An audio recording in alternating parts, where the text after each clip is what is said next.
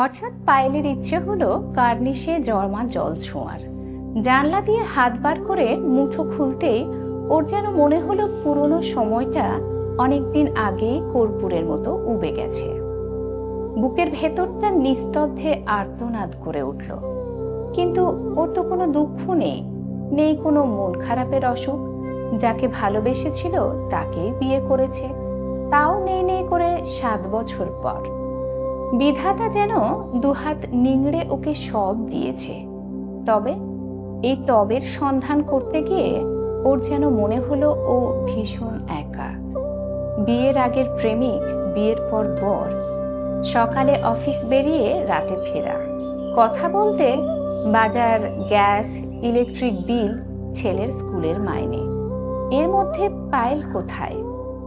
তাই ও মুঠো হাতটা ভেতরে এনে স্বামীর প্রতি উষ্মা প্রকাশ করে। চেয়ারে ছেড়ে রাখা স্বামীর জামাটা খামচে ধরে ও যেন কিছু খুঁজতে থাকে, হয়তো পলাতক ভালোবাসা।